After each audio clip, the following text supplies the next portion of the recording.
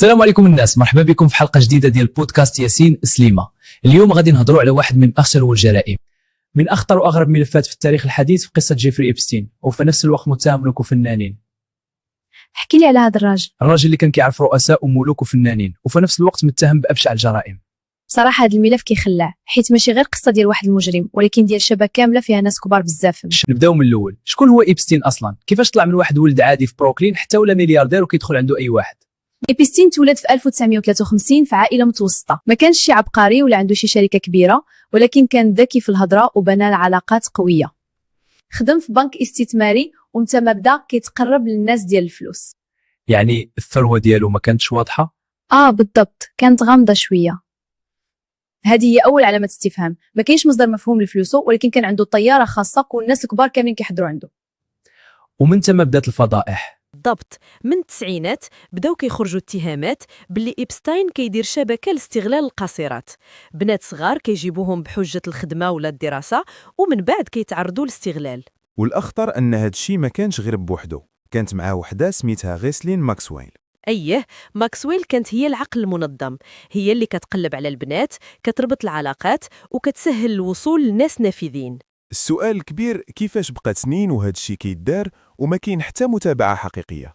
حيت كان محمي بالعلاقات، كان كيتصور مع رؤساء، أمراء، فنانين، وهذا الشيء خلى بزاف ديال الجهات تغمض عينيها. حتى 2008 فين تشد لأول مرة. ولكن حتى داك الاعتقال كان مسرحي شوية، خدا صفقة خفيفة بزاف مقارنة مع الجرائم، عام واحد في الحبس وكان كيخرج نهار كامل بحجة الخدمة.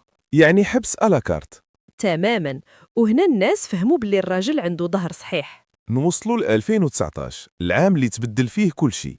في هذا العام تعاود تحل الملف وتشد إبستين من جديد بتهم خطيرة بزاف، الاتجار في البشر والاستغلال، والناس كاملين كانوا كيسناو المحاكمة اللي غادي تفضح أسماء كبار. ولكن فجأة الراجل مات في الحبس. الرواية الرسمية قالت انتحار. أيه، ولكن هنا بدات نظريات المؤامرة. الكاميرات ما خدامينش، الحراس نعسوا، علامات في الجثة ما كتطابقش مع الانتحار، بزاف ديال الغموض.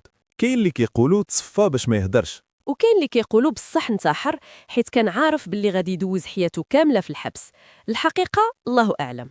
ومن بعد الموت ديالو بدات تخرج لوائح إبستين.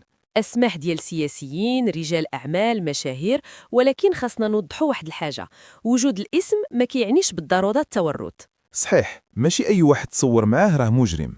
ولكن في المقابل بزاف ديال الضحايا هضروا وقالوا باللي الشبكة كانت أكبر من إبستين بوحده. ودابا ماكسويل تحكم عليها بسنين طويلة. أيه، ولكن بزاف كيشوفوا باللي العدالة ما وصلتش لراس الخيط الحقيقي. شنو الدرس اللي نخرجوا من هذه القصة؟ أن الفلوس والنفوذ يقدروا يغطيو على جرائم خطيرة لسنين، وأن الضحايا ديما كيكون صوتهم ضعيف قدام الناس الكبار. وأيضا ما نبلعوش أي رواية رسمية بلا ما نطرحوا الأسئلة. ولكن في نفس الوقت ما نغرقوش في المؤامرات بلا دليل. كلام معقول. في الأخير ملف إبستين باقي مفتوح في الذاكرة ديال الناس، وحتى إلا مات القصة ديالو مازال كتخلى العالم. قولوا لنا في الكومنت، واش انت كتآمن باللي انتحر ولا تصفى؟ وما تنساوش لايك واشتراك باش يوصلكم الجديد. نتلاقاو